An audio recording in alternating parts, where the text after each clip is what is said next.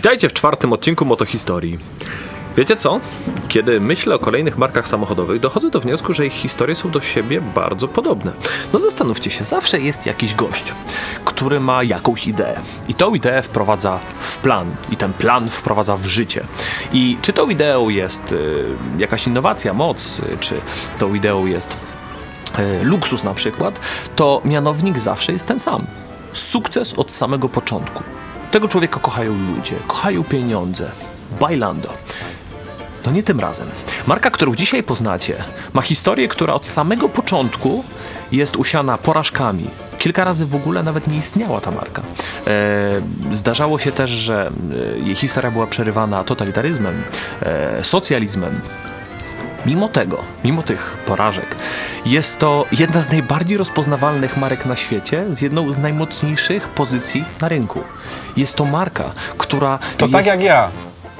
Zacząłem pisać wiersze i płacić nimi za obiady i iPhony. I wiem, że na razie nikt tego nie docenia, ale wiem, że kiedyś będą mnie śpiewać piosenki jak Homer o Familiadzie. Chcesz posłuchać? Jasne. Homo sum humani nihil ame alienum putto. Ja przetrwam ten cały znój. Ja człowiek zamieniam się w dutto. A reszta to jeden chuj. Może w takim razie przenieśmy się do początku XX wieku i zacznijmy kolejny odcinek Motohistorii.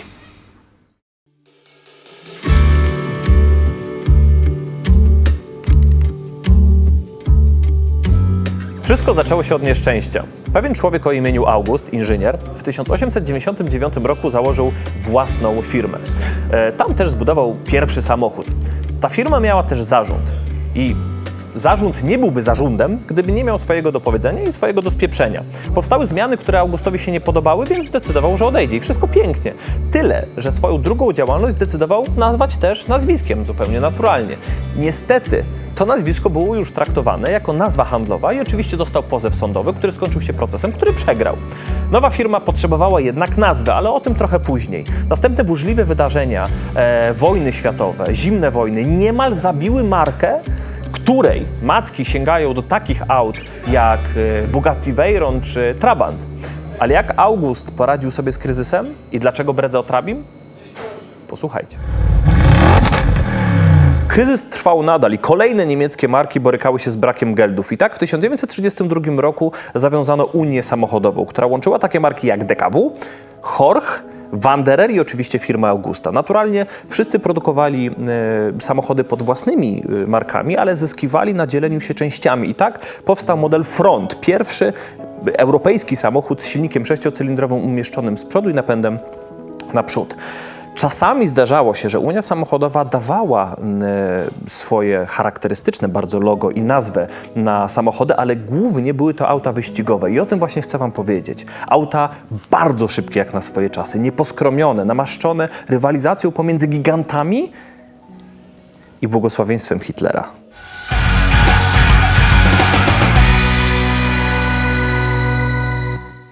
Porsche miał wielki talent i tak samo wielkie ego. Na przykład, jeżeli jakaś firma proponowała mu współpracę, musiała mu też zapewnić miejsce w zarządzie. Oczywiście takich ofert wcale dużo nie było.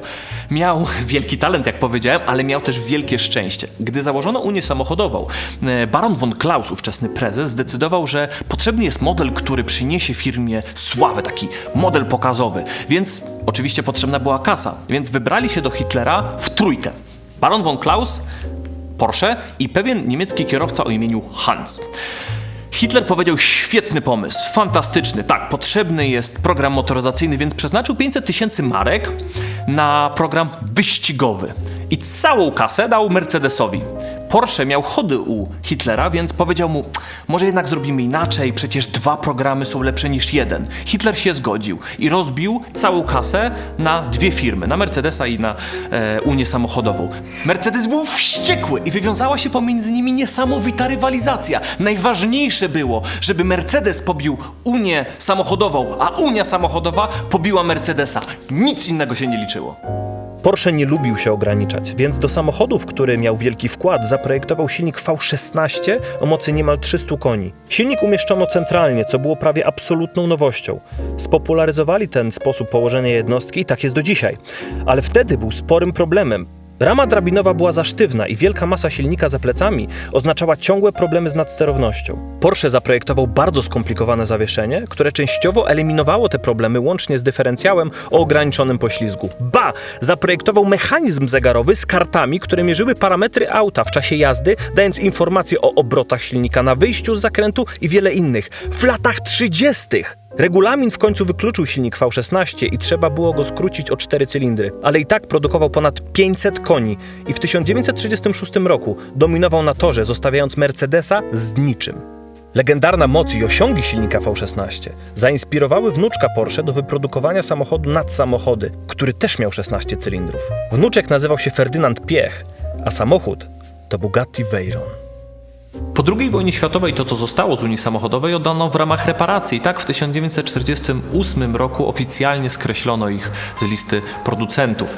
Próbowali później wrócić do świetności marki, ale we wschodnich Niemczech było to niemożliwe, więc przeniesiono wszystko do Bawarii. A fabryka w Zwickau przez chwilę produkowała nowe modele pod nazwą IFA, a w końcu wypuszczała taki karton z silnikiem i na 4 kółkach pod nazwą Trabant.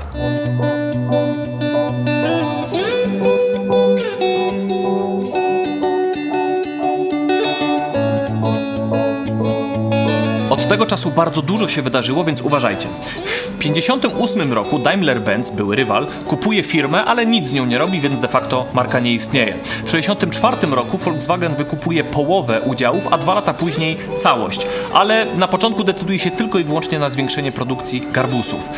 Później powstają modele pod marką Augusta, ale wszystko jest fajnie, modele są świetne i bardzo dobrze się sprzedają, ale Volkswagen boi się konkurencji, więc ucina całemu projektowi łeb. Powstaje model 100 w kompletnej tajemnicy i okazuje się fenomenalny, klienci są bardzo zadowoleni, więc Volkswagen zmienia zdanie i produkcja jest wznowiona.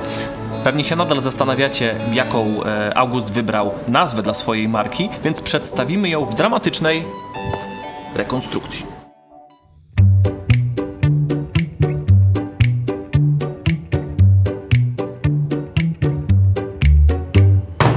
Dankeschön, Heidi. Ja. Ja. Ja. Lieber Kollegen, zebrałem was tutaj, ponieważ potrzeba mi nazwy dla mojej nowej firmy. Ja. Ja. Ja. Ja. Ja. Jak wiecie, zarząd Hoch zabrał mi nazwę. Jeszcze pozwał do sądu. Skandal! Bardzo nie po niemiecku. Ja. Ja. Trzeba im teraz pokazać, że są głupi genau, więc słucham waszych propozycji. Może Volkswagen? Ja. Nein! Du Schweinehund! To się nigdy nie przyjmie. Ja mam pomysł. Cicho, młody, bo pogadam z twoim ojcem i zabronię nauki i tabliczki mnożenia. Ale August, może po prostu przetłumaczymy Hoch na łacinę. Słuchaj, czyli Audi. Audi! Gott in Himmel! Das ist gut! Ja! Das ist gut! Ja! Ja! Ja!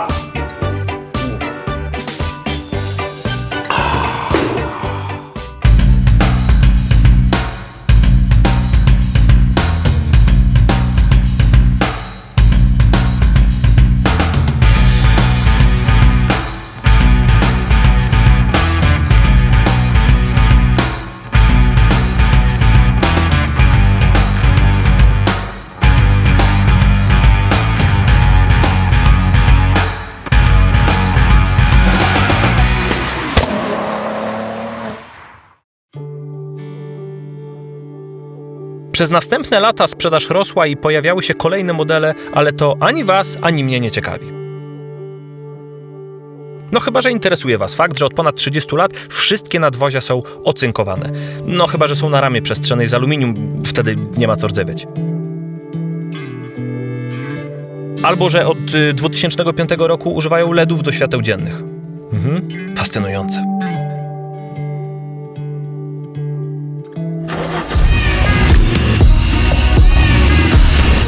Ale to nie dlatego Audi jest dzisiaj jedną z najbardziej popularnych marek na świecie. Mogą zaprzeczać ile wlezie, ale nie byliby tu, gdzie są, gdyby nie sroga skandynawska zima i mały pojazd wojskowy i oczywiście przypadek.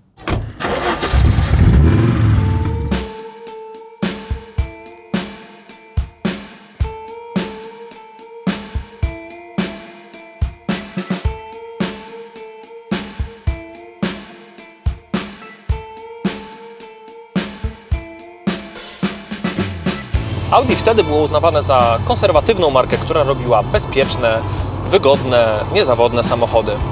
I gdy przyszedł czas na testowanie nowego modelu 100, wybrali się nim do Skandynawii w najgorszą możliwą zimę, żeby przetestować go w trudnych warunkach. I kiedy go testowali, jego 200 koni, zauważyli, że nie radził sobie tak dobrze w zimie w oblodzonych drogach i nakrętych, ośnieżonych drogach.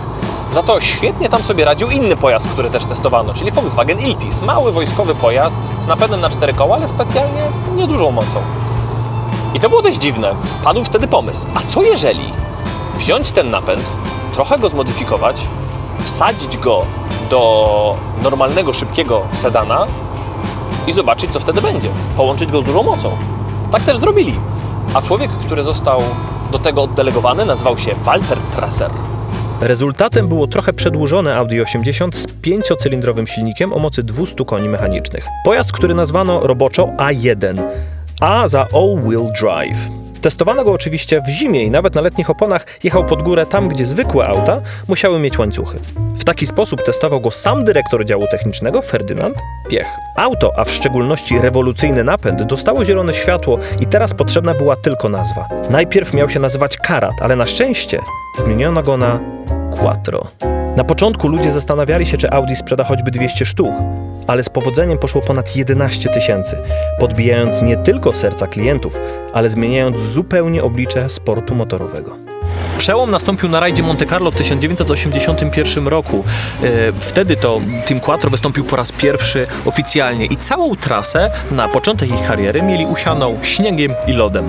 Tuż przed nimi, dokładnie minutę przed nimi, wystartowała pogromczyni rajdów, czyli Lancia Stratos. Ale po 10 kilometrach pierwszego odcinka specjalnego Team Quattro był na prowadzeniu. Nowa technologia pozwalała na przeniesienie napędu i bardzo dużej mocy nawet na luźnej czy na mokrej i mroźnej nawierzchni. I dało to początek nowej erze w rajdach, czyli grupie B.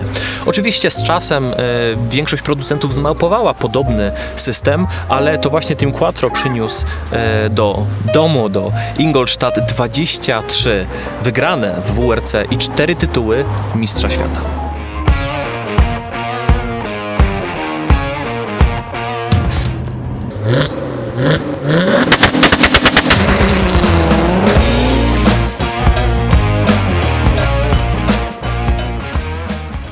W 1981 roku Audi zrobiło coś bardzo radykalnego i do swojego zespołu rajdowego zaprosiło kobietę. W tamtych latach było to niespotykane posunięcie i opłaciło się. Michelle Monton okazała się wybitnym kierowcą i umiejętnościami przewyższała wiele gwiazd WRC. W rajdzie Sanremo zdobyła pierwsze miejsce, wygrywając z samym Ari Vatanenem. Pozostaje do dzisiaj ostatnią kobietą, która startowała w rajdach na tym szczeblu. Jest menadżerką WRC i przewodniczącą Komisji Kobiet w Motorsporcie. Można by pomyśleć, że w dzisiejszych przewrażliwionych czasach Quattro zapewnia w większości bezpieczeństwo na drogach zamiast genialnych osiągów. Weźmy na przykład to! Duże i wygodne kombi, które w swoim bagażniku może pomieścić w zasadzie wszystko, czego taki doradca finansowy mógłby potrzebować. Elegancki portfel albo walizkę, krem do rąk, garnitur, koks. Na pewno ma wygodne zawieszenie, świetne audio. To jest dość dziwne. Auto, które ma w zasadzie wszystko, żeby dowieźć Cię na spotkanie biznesowe w luksusie i komforcie. Poczekajcie chwilę.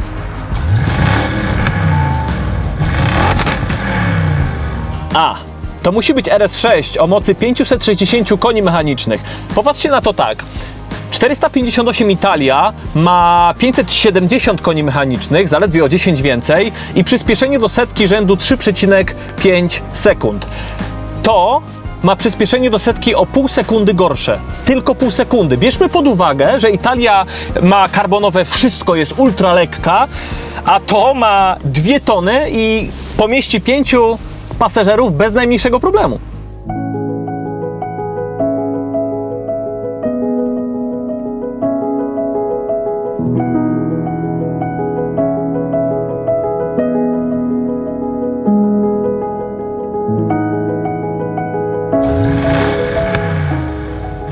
Ale te wszystkie liczby są trochę bez sensu, no bo ile to jest 4 do setki? Czy to jest dużo, czy to jest mało?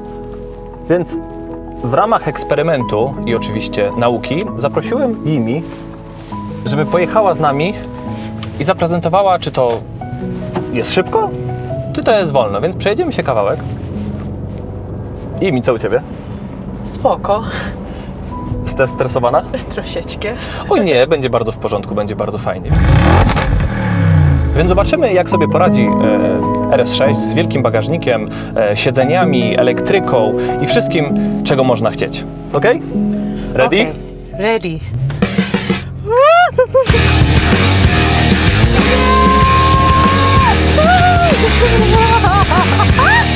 Holy fuck. Shit. Sorry. To RS6 to oczywiście prawie najnowszy model, bo jest to rocznik 2014, ale tak naprawdę Audi od wielu lat produkowały już auta, które spokojnie mogły radzić sobie z najwyższą ligą RS4, RS6, R8, silniki do wyboru do koloru od 5 do 10 cylindrów i moc, która bardzo często mogła być ograniczona tylko wyobraźnią właściciela i możliwością systemu Quattro.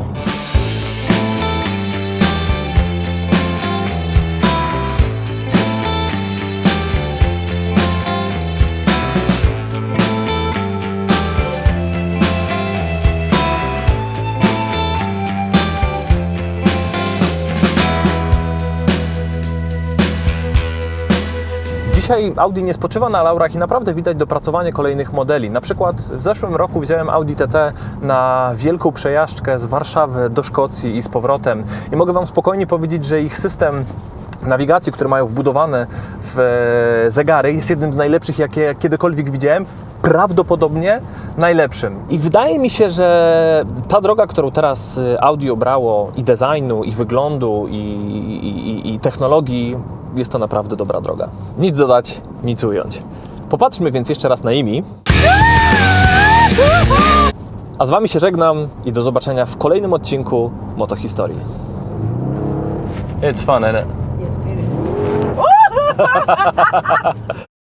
To ogłoszenie sponsorowane jest przez Polski Związek Motorowy. W dzisiejszym odcinku mogliście zobaczyć, a raczej usłyszeć o fajnych autach takich jak DKW, Horch, Wanderer i Audi i niestety mogliśmy Wam pokazać zdjęcia archiwalne, ale jest szansa zobaczyć te auta na żywo. Jeżeli wybierzecie się do Tarnowa między 4 a 7 sierpnia, tego roku oczywiście, to traficie na coś, co się nazywa 7. runda Mistrzostw Polski Pojazdów Zabytkowych.